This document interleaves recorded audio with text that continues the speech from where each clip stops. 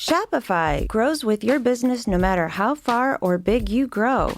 From the launch your online shop stage to the first real life store stage, all the way to the did we just hit 1 million orders stage?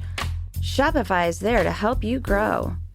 Whether you're selling your fans' next favorite shirt or an exclusive piece of podcast merch, Shopify helps you sell everywhere.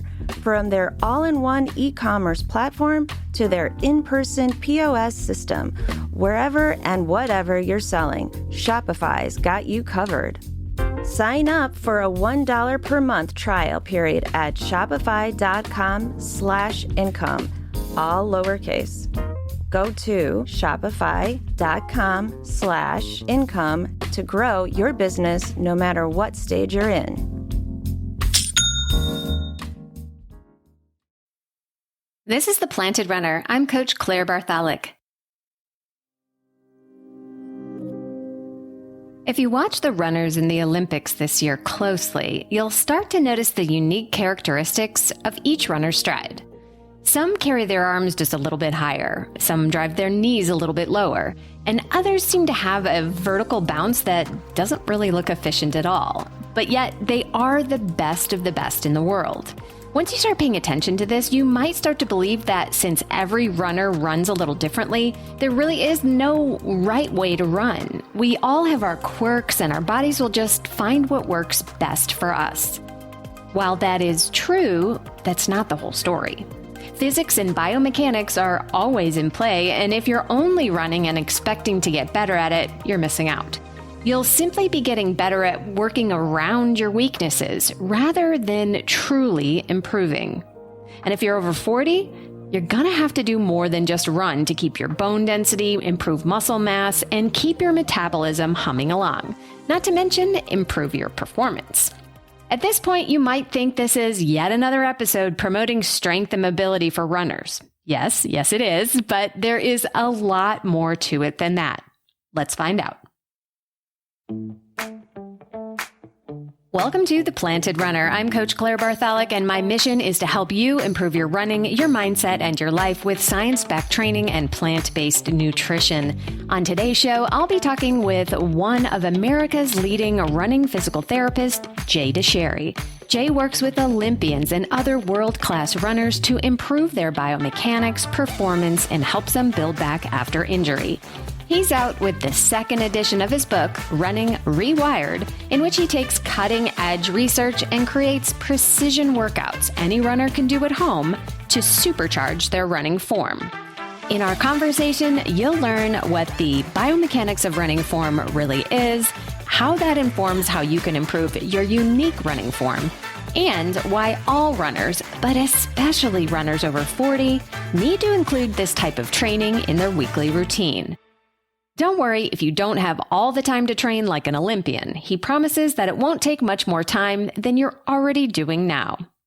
And of course, don't forget to stay tuned all the way to the end of the conversation for another Mental Strength Minute. Fortify your mind in 60 seconds or less. And now, my conversation with Jay Dicharry. Welcome to The Planted Runner, Jay. Good morning, Claire. Thanks for having me. So let's start with running biomechanics. Obviously, this is a huge subject, so we're not going to, go into it the entire time. But I think people get confused about exactly what it is. Basic physics would tell us the human body works in a certain way, and we should run in a certain way so that we can be the most efficient, run faster, easier. Can you go into what exactly is biomechanics for running? For sure. This is real simple. A lot of people think, running mechanics doesn't matter. I just have to put my time and intensity in. And I would say that you're missing a lot of things. Saying running biomechanics doesn't matter is like saying that, all you do in your car is push the gas and the brake and the tires don't matter and the engine doesn't matter or your EV range doesn't matter. Like all these things really matter and they matter a lot, right? So, the idea here is, you're a system of pulleys and levers, right? And so when we run, we have to use our levers, which are our limbs, right? Our bones that kind of swing beneath us, and we kind of move our body mass over our foot every single time. And so those limbs don't just swing on their own, right? We have to use muscular effort, right? So our muscles contract, and that force goes to stabilize the load of our swinging leg against the force of your body moving through the air. And what that does is that basically causes a lot of stretch and recoil in your tendons. And I'll tell you a quick little summary is running is basically throwing elastic energy around at different parts of your body. That's all you're doing. You're store releasing elastic energy, like big rubber bands all over the place. That's what your tendons are. Mm-hmm. And so the way that you store energy and release in those tendons, the time that you store release in those tendons, the way your posture is oriented above that, the way, a lot of things impact how that storage release kind of it manifests.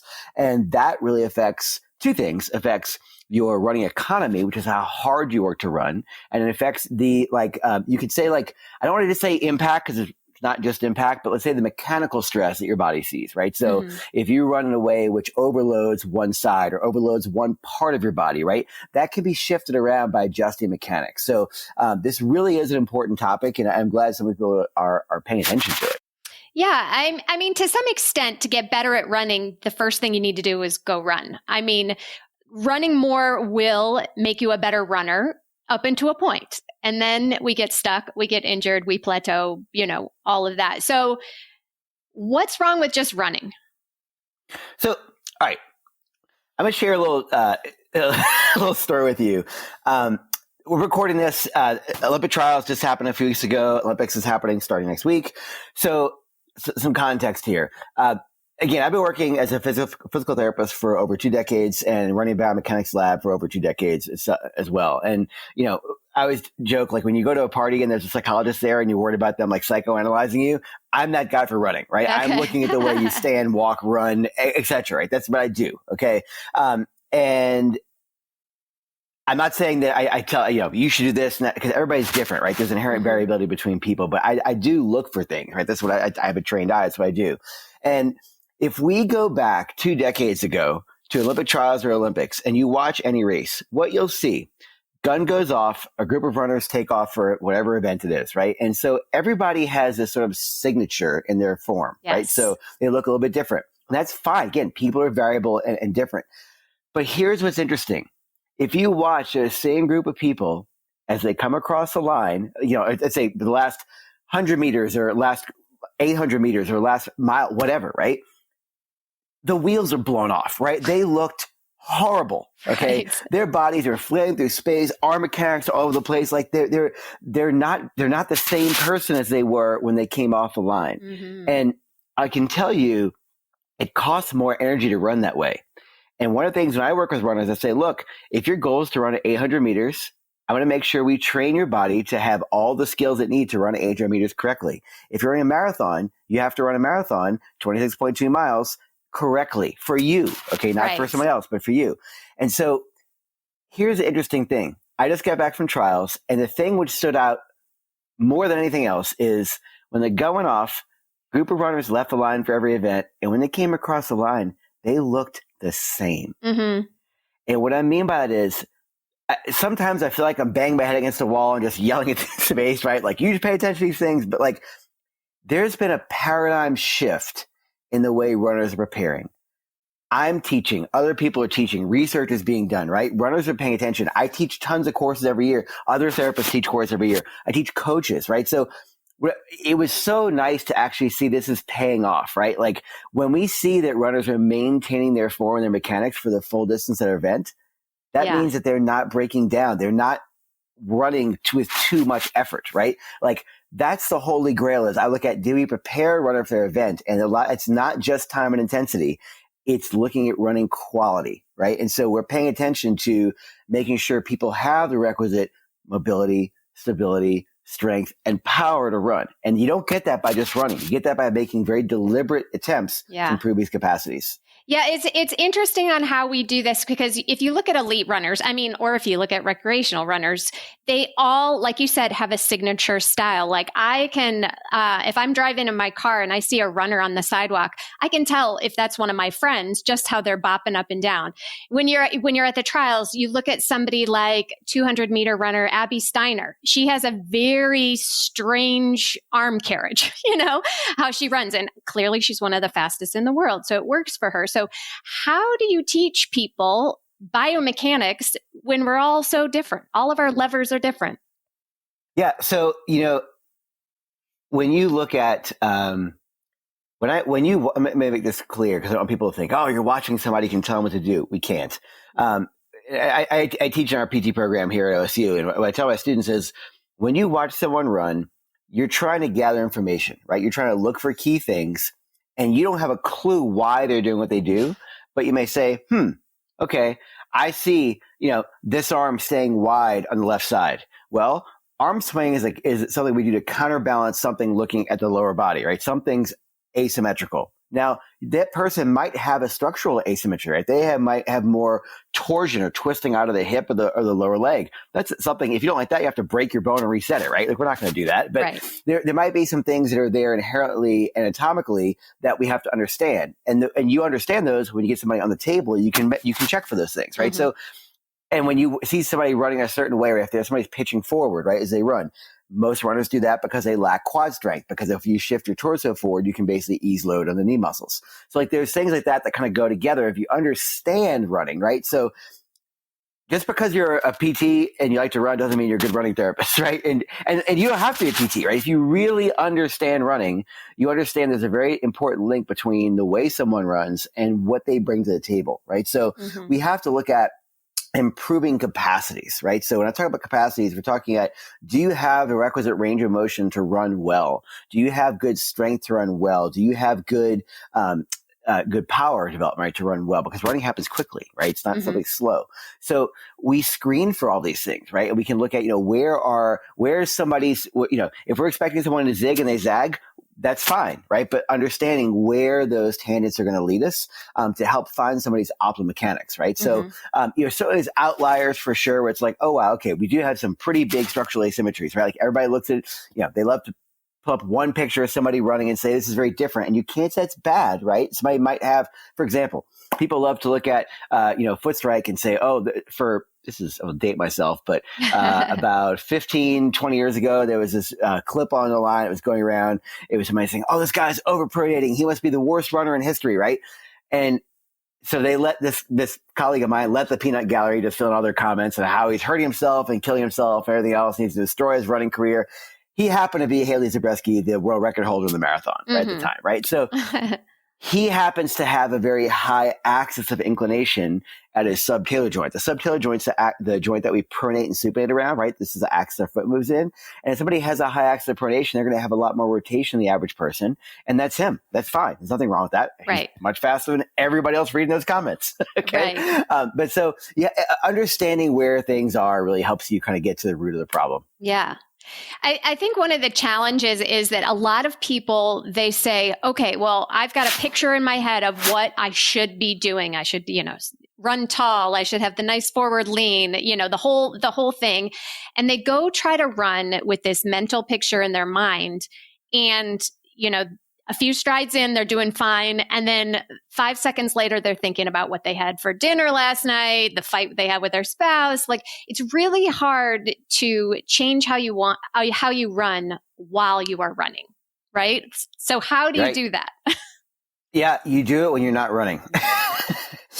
So let's be blunt, right? Like, most of us are spending way too much time sitting down at a computer, slumped over.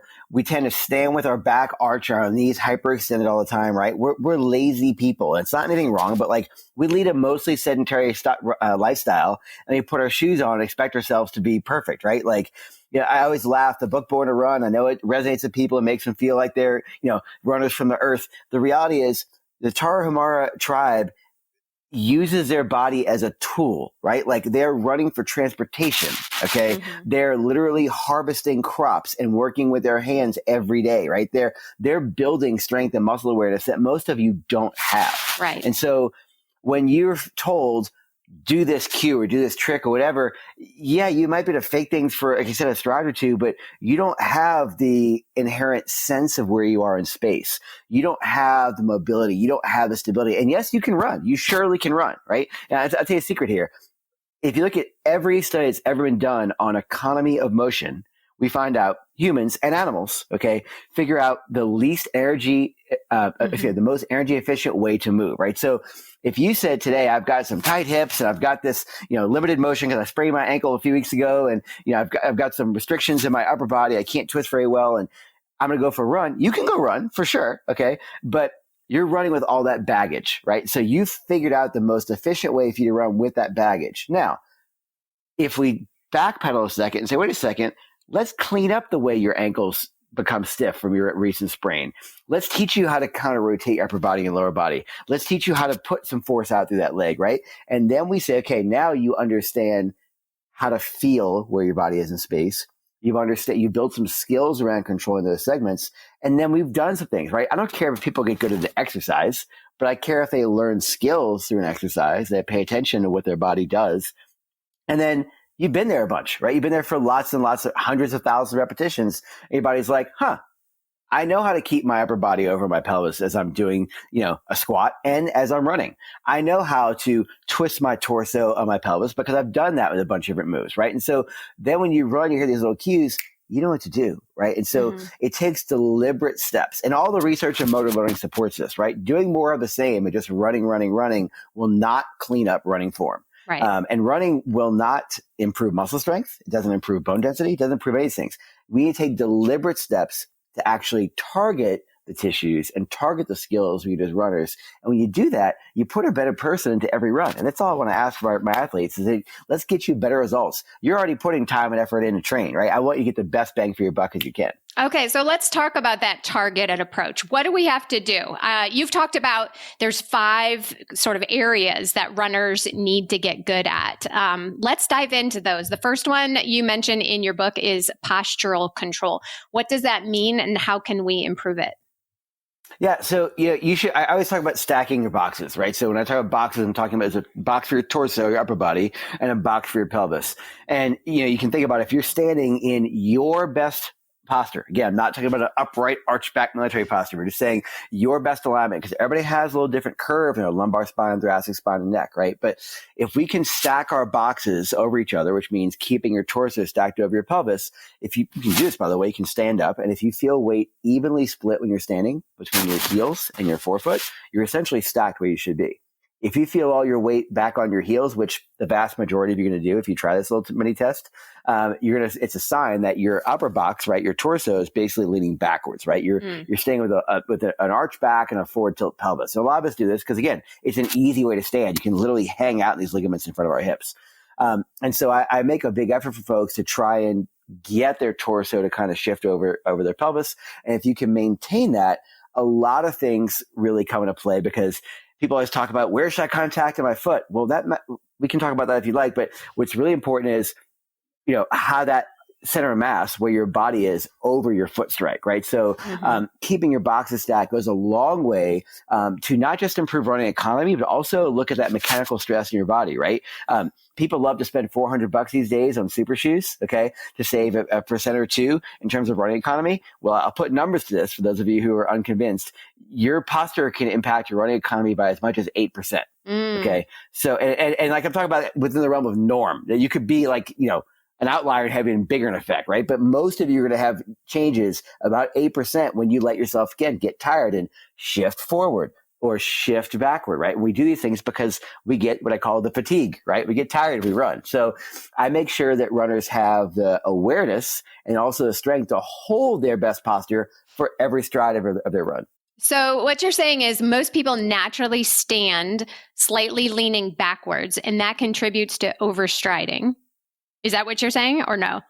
Yes. Okay. Yeah. And here's why. So, again, people love to think, again, I mentioned this before, people love to think about overstriding as my foot's contacting too far in front. And that can happen, right? But let's say you have your leg is like a pendulum when you're running, right? It's like a grandfather clock. Imagine that pendulum swings forward and then swings back and forward and backward. It should be symmetrical. And the classic definition of overstriding is when somebody strides forward more than they should, right? But what we're looking at is that leg is landing too far in front, what we call your center mass, your body weight, right? But let's say you have a good swing in your pendulum. It's even front to back.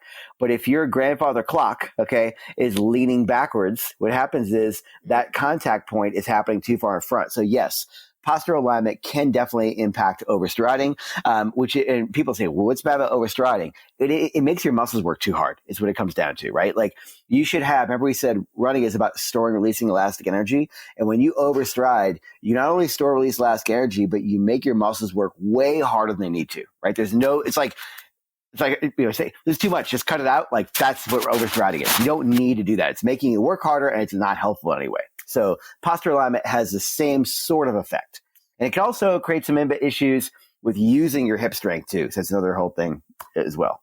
So to correct that, we just think about standing tall. We think about moving forward. So how do we fix our posture? Stand up desks, Well, yeah. So it's awareness, right? So I don't like to use the word stand tall because again, like there's what you say, right? The intent that is to help someone's postural alignment improve. The reality is most people, when you say stand tall, what they'll do is they'll go into military posture, right? They arch their back and kind of flare their shoulder blades. And that's not how you run. Okay. So, you can say get tall, just kind of lengthen the back of your neck if you like. But I have a picture of this in the book. I love this a drill called a fingertip drill. But what you do is you stand, and you can do this right now. Okay, so if you want to stand up, listen to this podcast. Right? So get out your car, wherever you are. So you're going to stand up, and again, like just relax and pay attention to where you feel weight on your feet. Okay, again, a lot of you are going to feel very heel heavy. And so those of you who do, I want you to put your right hand in your belly button, and your left hand in your rib cage. And I don't want you to move your pelvis or tuck your hips. Don't do that. Okay. All I want you to do is I want you to take your left hand, your rib cage, and drop that forward just enough to the point where you feel weight evenly split between your heels and your ball of your foot. And that's going to feel quite weird to a lot of you, right? And that's okay. But I want you to kind of make that connection. And then what I want you to do, hold that position. I want you to take your pinkies. I'm going to have you stick your pinkies in the front of this little bump in your pelvis called your ASIS, or your anterior superior iliac spine. Don't worry about the name of it. You can find it. It's a bump in front of your hips, okay? And then that's where your pinkies go. And then your thumbs are going to just lay them down over one of your ribs. Any one of your ribs is fine, okay? And then what I want you to do is I just want you to pretend your ribs are a vice grip, okay? Because most of you can feel this. When you take your first step walking, don't run yet, just walk. Most of you are going to find when you lift that lead leg up and lift it out in front of you, most of you are going to want to flare your rib cage up and arch your back. Because again, a lot of us do this as we walk. Using your fingers as a vice grip to kind of give you some coupled awareness between what happens between your thumb and your pinky, lock down that rib cage and walk forward. Walk down your hallway, walk to the mailbox, whatever. Just go for a tiny little walk. And I'm just trying to get to the point of keeping your torso stacked over your pelvis is so absolutely foundational for everything else we're going to do, right? It's putting you in a better alignment for your run, a better alignment for all your exercise you do, all your alignment throughout the day, right? And I don't want you to be a robot, but I do want you to start to pay attention to this, right? And the first few times when you get the stages of learning, right? Most of you go, wow, this is different and complicated. And I'm aware of this. And that's fine, right? That's called the cognitive phase where you're actually like really thinking hard, okay? And that takes a lot of effort, 100%, right? It's not very efficient. Okay, you're second guessing yourself, you're kind of driving yourself crazy. And then after, a few days to weeks, right, that becomes what we call the associative phase where your body's like, okay, this is starting to feel a little more controlled, a little more normal, but I definitely follow that stage a little bit. And a little minor cue kind of makes you kind of get things back in sync, and that's fine. And then eventually, over time, it becomes what we call the autonomous phase, right? Where that's the new you. You don't think about this anymore. And so then we talk about like running cues, like, oh, stand tall or run this way. You're like, you've been already, right? You've done this. So you've built that strategy, and that's the key thing. So there's so many runners, I say, what do you do for your posture? I do planks. Like, okay, A, running is an isometric. So why do an isometric exercise? And B, that's not giving you awareness of what actually happens to your body, right? So I try to do things that are tangible, people can feel, because if you can feel this difference when you're not running, it's really easy to kind of, again, recall that when you are running. After a short break, I'll be back with more of my conversation with Jay Dicharry. I want to tell you about a unique opportunity for you to get stronger, faster, and stay motivated to hit all your running and nutrition goals this year, and that is to join the PR team. Each member of the team gets a custom training plan made by me for you based on your unique fitness, goals, and lifestyle. Everything you need to crush your running dreams is included, such as strength training, recovery, and even cross-training if you want it. I include weekly mental strength training as well as tips and nutrition guides. But here's where it gets really cool. The group has its own page in the app where we share workouts, ask training questions, and get feedback from me and the other teammates. And each week, I create an exclusive private podcast just for the team based on the questions I get and what I see in their training each week. And I usually end up sharing behind the scenes and exclusive sneak peeks with the team that I don't share anywhere else. So instead of joining a Facebook group or sitting through another Zoom call, you get to listen to tailored advice on the run, and you don't have to do all of this alone. If you are ready to take your running to the next level and join an amazing team of runners, head to theplantedrunner.com/group and join us today. It's more affordable than you think, and I can't wait to have you. My favorite way to get all my stinky running clothes clean is with Earth Breeze. Earth Breeze Eco Sheet look just like a dryer sheet, but it's ultra concentrated laundry detergent. It eliminates stains and odors while being kind to the planet and your skin. No more ugly, heavy plastic laundry jugs filled with messy blue goo, which we all know is mostly water. Earth Breeze comes in a lightweight cardboard envelope that hardly takes up any space in your laundry room. And they offer flexible subscriptions delivered right to your door for free. If you decide to go back to your old stuff for some reason, you'll get a full refund on your Earth Breeze purchase, no questions asked. My clothes are clean, they smell fresh, and I never have to feel guilty dragging home the big orange jug from the store again. Right now, you can receive 40% off Earth Breeze just by going to earthbreeze.com/plantedrunner. That's earthbreeze.com/plantedrunner to cut out single-use plastic in your laundry room and the landfill. That's 40% off your subscription at earthbreeze.com/plantedrunner. And we're back with more of my conversation with Jay Dicharry. Yeah, let's move down the body a little bit to your core. So a lot of people think good running form, to be efficient, use the least amount of energy. Only your arms and your legs should be moving. The rest, you should be supporting your spine. You should be holding that torso relatively stiff so that you don't twist, so that you're moving forward. But that might be a little misguided. Do you want to talk about that? Yeah. So, for sure, we run forward. That happens. But let's talk about this concept. The dorky people like myself call this the free moment. Okay. What I want most listeners to understand is there's this line of rotational torque that goes through your body. So again, in running, we're on the ground or we're floating through the air, right? We're orbiting the earth. Okay. That's what happens. We have a stance phase and a flight phase. And so when you're in your flight phase and you go towards your stance phase, your foot contacts the ground. Okay. And then what happens is your foot has to twist down to the ground. Yes, that motion is also called pronation, supination. I don't use those words much because people think one's a diagnosis and one's good and whatever. It's like not that. Okay. So it's just describing a motion, but your foot twists down to the ground and you have to control that twist. Okay. Some people twist more, some people twist less. It doesn't matter. No research has ever shown that more pronation is associated with anything worse happening to you, but you have to control it. Next thing that happens is your pelvis has to twist inward on your hip.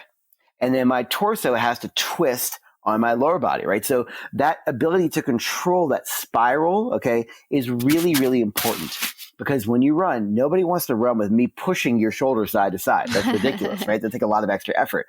And if you can control that rotation very well, people tend to run very smoothly as they go forward. Mm-hmm. If people can't control that rotation, what happens is it ends up introducing more lateral oscillation into the run. They shift side to side a whole lot more. Again, that's putting a lot more stress on your body from a mechanics standpoint, and it's making it work a whole lot harder to run. So we break down how to control foot and ankle motion, how to control the twist at your hip, how to control the twist at upper body and lower body, right? And really build those skills of awareness so your body knows how to maintain those positions under stress, under fatigue, in easy runs, in hard runs, all over the place. When you say control the twist, it sounds like you're saying resist it. Are you saying go with it? What are you saying control? Like explain that a little bit more. Use it. Use use it, right? So, real simple here, right? So if I said, everybody take a 10-pound dumbbell, okay, and I want you to curl that dumbbell up to the top of the motion, and I want you to then lower it back down. Everybody can lower that 10-pound dumbbell back down under control. It's not that hard, right? Mm-hmm. Now, if I said, all right, let's give you a 50-pound dumbbell, and people are going to kind of jerk their low back to raise it up, right? I say lower it down slowly, they just drop it, right? So they're still moving their elbow, but they can't control that motion at all. That's not good, right? So that's what we're talking about is, do you have the ability to control the twist as you run? You have to, again, everybody listening to this podcast, if you're a runner, you are twisting. Okay. Like everybody is. You might twist 5 degrees, 15 degrees, whatever, but there's a rotation component there. And again, that's kind of the secret sauce in terms of what's caused a lot of mechanical stress. A lot of the injuries we see come back to people who, if again, they can't twist, they wind up shifting, that overloads things. We see a lot of kind of problems from running imbalances kind of stem from there. So again, building that scale of rotation is really important to make sure that you can, again, keep showing up and put your best stride mechanics into your runs. Yeah. And this is what we see at the end of the marathon. If you're, standing at the finish line, or maybe not at the finish line, people get a boost of energy there, but maybe at mile 22 or something, we see this sort of collapsing happening with the posture, and people are just mentally and physically defeated a little bit. And that actually causes us to use more energy, right? Right. Yeah. I mean, I gave I just quick tangent here. So I gave I help out this running camp every year. And one of the things I did last week and the week before that, I had the kids stand up and I said, do me a favor, everybody slump for me, right? Everybody rounds their shoulders. And I say, okay, take a deep breath in, then take a deep breath out, right? And then they do that. And I say, okay, now I walk them through that little posture alignment exercise we did together. I say, take a deep breath in again. And everybody, I say, what's easier? Everybody's like, well, obviously the second one. Okay. I'm like, great. Then why, when I go to your races, why do I see all of you slump your shoulders and round forward or arch back and make all these imbalances? And everybody's like, well, I get tired. I'm like, that's a sign that you're not preparing your body for the thing that you want to do. Okay. Like you study for the test. I'm telling you what's on the test, right? You are, as a runner, you're going to have postural endurance be a limiting factor. So guess what? Let's just ramp up your postural endurance. It's really simple, right? So again, these are the kind of things I think a lot of runners overlook because all we're going to talk about is how far we run per week and the intensity we use. That's it, right? That's right. Like there's a lot more to that. And quality goes a long way. Yeah. Yeah. Okay. Next one on your list is something called triple extension. You want to talk about that? Yeah. So, when you run, you need to put force down on the ground. Okay. This gets a little technical. Don't overanalyze this, but you have to learn to absorb and release energy from your hip, your knee, and your ankle. Okay. Simultaneously. And so when we look at runners, a lot of people do overstride, right? Which that means is you're putting a lot more load into your knee. And then as the pendulum swings forward, and then as the pendulum swings back, you're not able to release that energy through the ankle, hip, and knee and hip simultaneously. So it's really important to make sure that we develop those joints. So I kind of break them down independently, right? So your hip muscles, right, have 3 jobs. Your hip muscles' job is to propel us along, like we just said, right? But our hip muscles also have a huge role in rotation, which we beat to death already. And then hip muscles also have a big role in posture alignment too. People forget this, right? So, a muscle can pull from top to bottom. It can also pull from bottom to top. So that your hip muscles are really important for maintaining where your pelvis is, which impacts your posture alignment. Knees their primary job is to dampen, or basically it's a fancy word for absorb, right? The vertical and the braking forces as we run. And again, so many runners have a lot of knee issues, right? And so what they do is they tend to they brace the knee, okay? And they, instead of actually allowing it to absorb and rebound, they basically just kind of vault, they keep it over stiff and they vault over that leg, okay? And so this becomes like a long-term problem, right? So now you've taken somebody who's got some pain, they can't absorb stresses very well, but that causes the joint to become overloaded, then the joint starts hurting, and they brace anymore, and their running forms impact. It's this vicious cycle, right? So we have to teach people to control the mechanics of the knee during the stance phase, okay? And then looking down at the ankle, remember we said running, throwing elastic energy around. The biggest, most powerful tendon you have in your whole body is your Achilles tendon.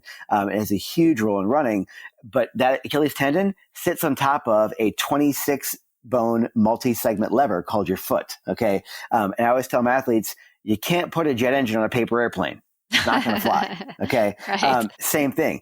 All that storage and release of energy in your Achilles is nothing if you don't have the requisite control in your foot and ankle to keep things stable so that you can transfer that elasticity. So breaking those things down joint by joint and then put them back together again so that we can actually push down to the ground effectively, right, to deliver force to run well. So, when we talk about all our joints and our, obviously we need to have good mobility. We need to have a little bit of flexibility in some places. So why can't we just do squats? Why can't we just do some standard basic lifts that, work on all the compound lifts that work on all of the places that we run? Do we have to do specific exercises, let's say, for the ankle? Isn't a lunge good enough? Great question. So should you do big compound movements? Yes. Check that box. Okay. Here's what I'll tell you. Most of us have sort of what I call body baggage, right? We've got some posture issues. We've got this thing that's been on my right side for the past 5 years. We've got this stiffness in my left ankle when I sprained it in 1985, right? We have all these things, right? And we carry that baggage into the way we squat, lunge, deadlift. Okay. Those are all kind of what we call one plane type movements. Okay. And that's great, right? I want to be clear. There is 100% a place for compound movements in your training, not just in the off season, all the time. Okay. But when you run, you don't run on two legs. You run on one leg. And when you run on one leg, you have to be able to deliver force down the ground, but you also have to be stable at the same time. Okay. And you have to be mobile to get there. So what we're trying to do is prepare your body to, again, deal with the forces of running. Running's going to put 2.5 times your body weight. You're going to have to control twist. You're going to have to control side to side mechanics. You're going to have to adapt your foot down to the ground. Right. And so that's the things that aren't getting trained by runners. Okay. And so it's nice to be stronger. It's nice to be more powerful. Don't get me wrong. That pays off in spades in terms of running economy. But if you put a lot of stiffness, if you put a lot of lack of control in your running form, that's when things get overloaded a whole lot. So why is it important to just quote other stuff? It's to build these strategies to let you do what you want to do. Yeah. So unilateral training, one-sided training, balance training, is that all what you mean? So I'll break it down a little bit. So balance training, okay, is very different. It's I'll give you an example here. Balance training is basically not using a lot of load, right? Maybe body weight, might be a band, might be like a light dumbbell just for kind of just weight oscillation back and forth, right? Simple little things. That's not building strength. I know runners say, when I run, I do strength training. That is not strength training. Okay. Strength training is overloading your body. When I talk about strength training, I'm talking about doing like very challenging efforts every single set, right? That's strength training.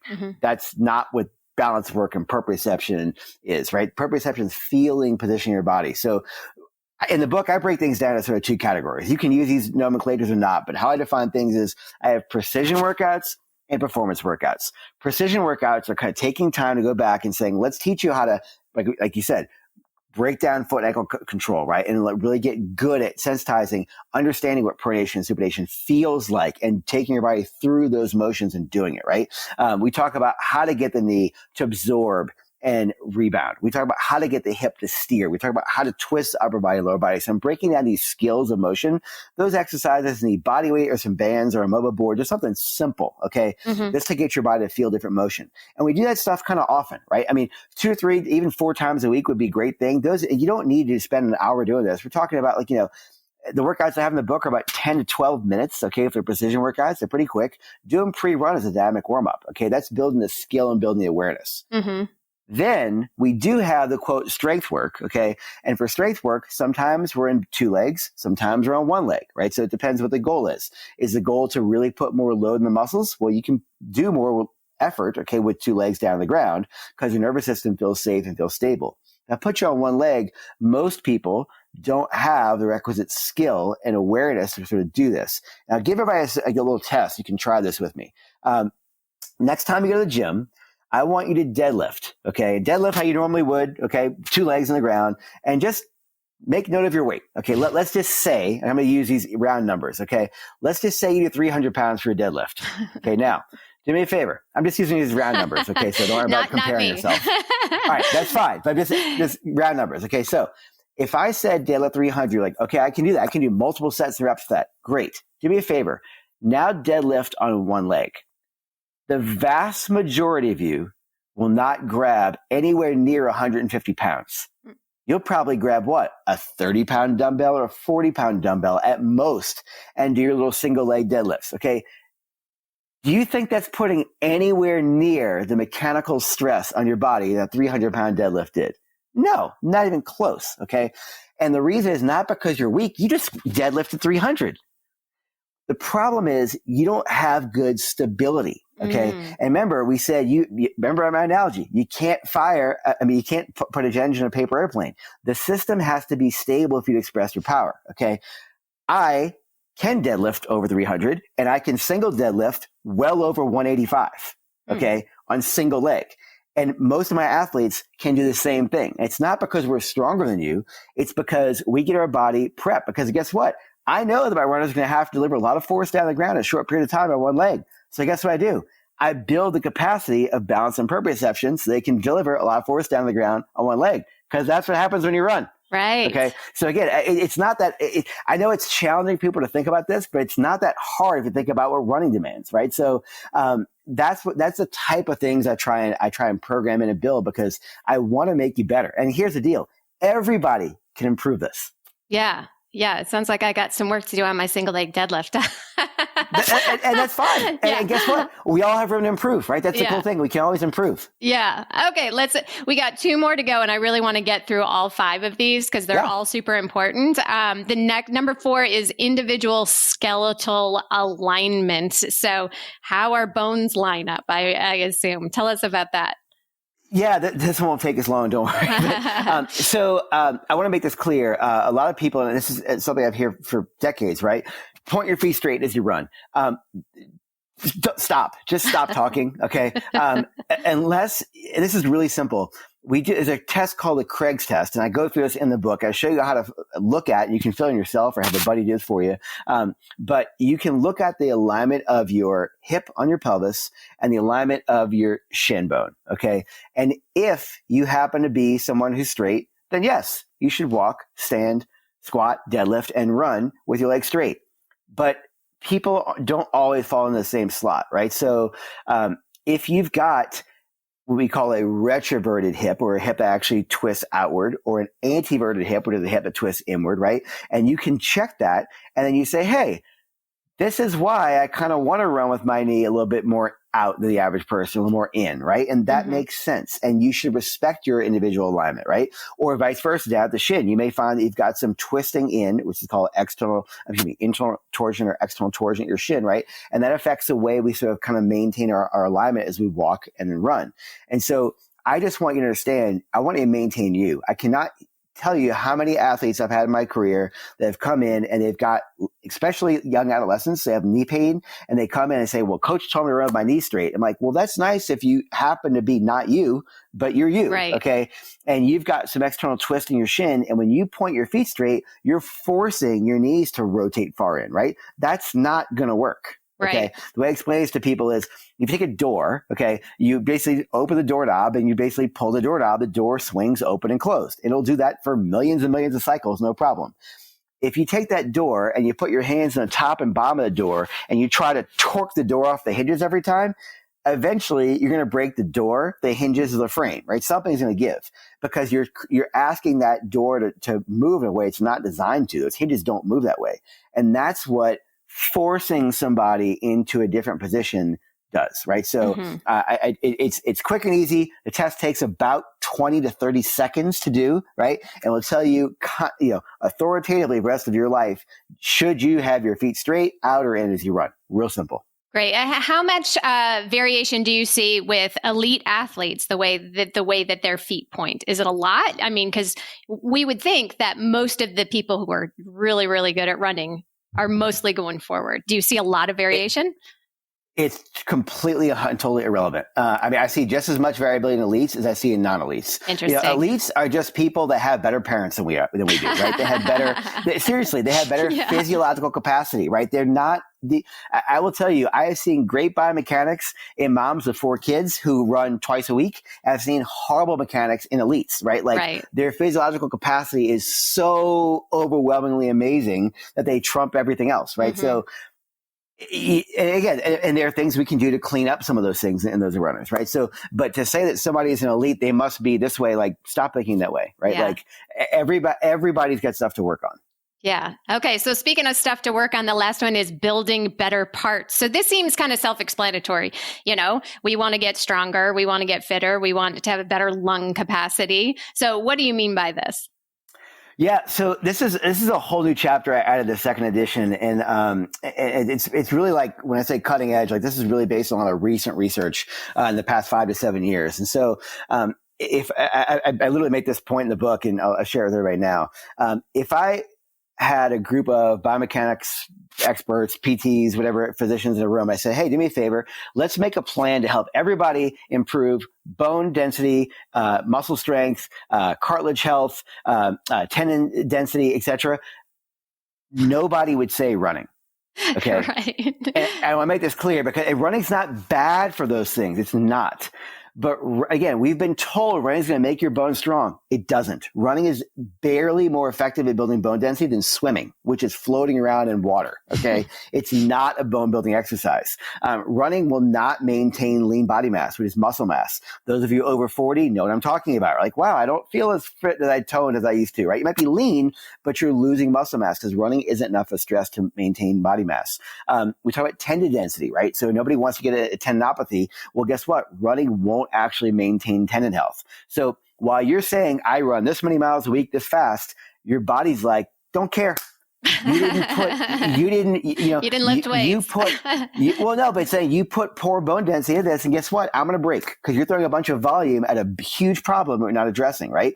I've got a tendinopathy. Why? Well, because you take care of me. Rubber bands need to store, release, and elastic energy, and you didn't build me strong and robust enough to do that, and therefore I'm overloaded. I'm hurting. So I want, again, reframe a discussion around how to do these things. And look, I'm a big believer in educating people because I think if you understand the why, then you understand what you're doing and you'll make time to do it. But I programmed all this stuff into I have workouts in the book, right, to put this all into practice and say, look, let's actually make this easy for you. All you have to do is put 2 or 3 precision workouts in a week. Done. Okay. Put 1 to 2 of these performance workouts a week. Done. Right. You don't have to overthink this stuff 500 ways, right? And get stressed. Right. So I try to make it simple, but you should make time for this. Why? Well, because you have to put better parts into those runs, right? And so, improving the capacities you've got can help you get more out of your runs and make sure you're not going to get benched with an injury, right? Like, I will tell you that this book is entirely self-serving. I am sick of getting panic phone calls at 4 a.m. from people, 3 days before their big race of the year on this long-term thing that spiraled out of control. And I'm like, this is prevention work we should have been doing months ago. Okay. Mm-hmm. So I'm trying to help you maintain your consistency in your training. I'm trying to help you maintain or improve your running economy and be the best you can every day. Yeah. Well, that's, for busy runners, busy recreational runners who have, kids and jobs and spouses and taxes and all that stuff. They wonder how they can fit all this in. They're like, Jay, just that there's more stuff that I have to do. I just want to run. So what's the minimum effective dose? Should we just be cutting a mile off our runs and taking 10 minutes a day to do this instead? Yeah, I mean, so here's the reality. A lot of people do kind of pre-run stretches for 10 minutes, which have zero effect on improving anything, right? I mean, there's tons of research studies that show this.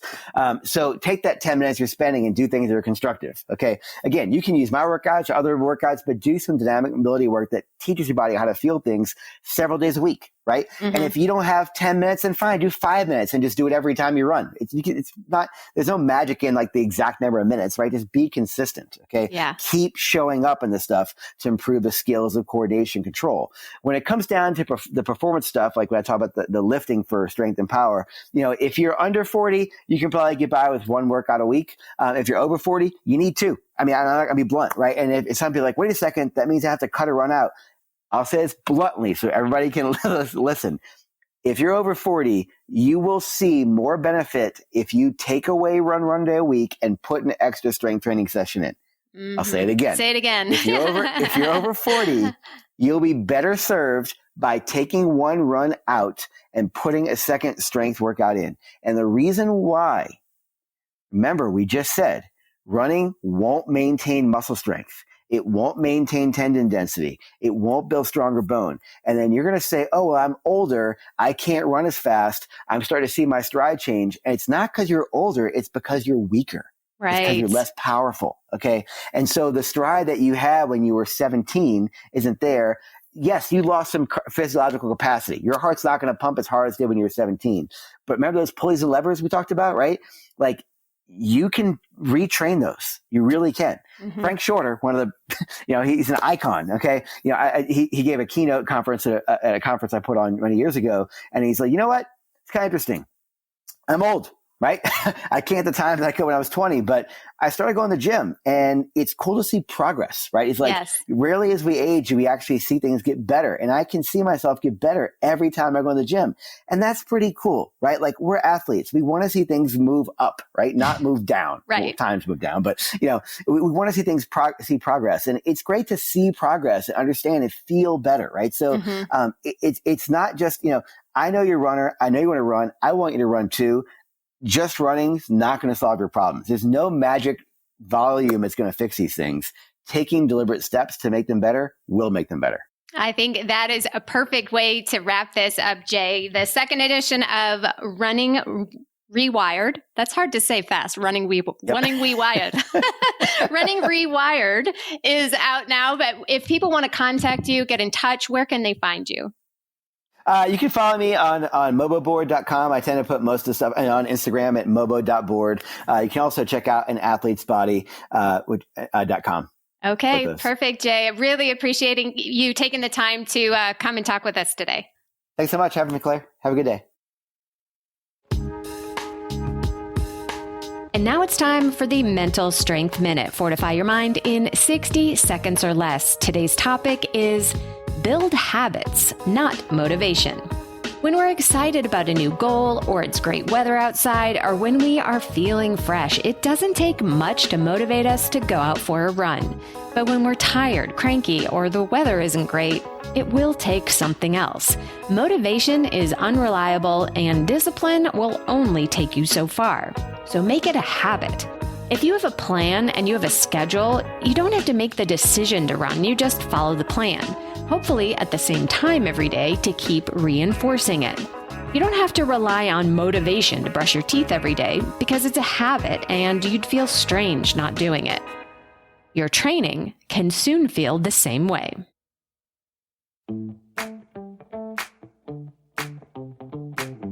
Thank you for listening to The Planted Runner, part of the Evergreen Podcast Network.